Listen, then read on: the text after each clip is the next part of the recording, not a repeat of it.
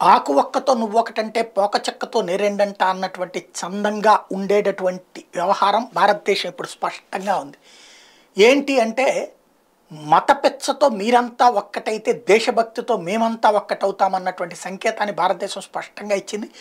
POJK Pak occupied Jammu Kashmir, భారత్లోని కాశ్మీర్ అంతర్భాగం అయితే 70% భూభాగాన్ని మింగేసినటువంటి పాకిస్తాన్ వ్యవహార శైలి అన్నటువంటిది ఇక్కడ గుర్తుపెట్టుకోవాల్సినటువంటి అంశం.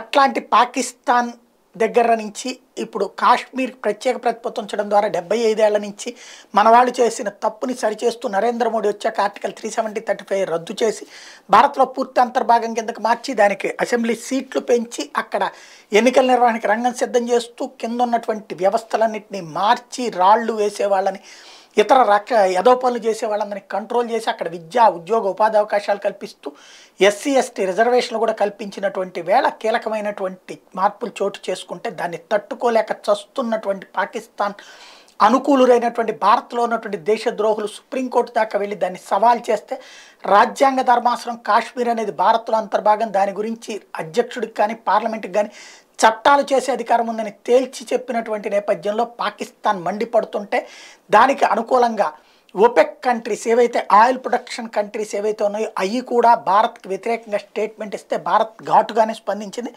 India strongly rejected OIC statement on the Supreme Court's verdict on Article 370. External affairs ministry spokesperson Arindam Bagchi termed OIC statement as ill informed and ill intended.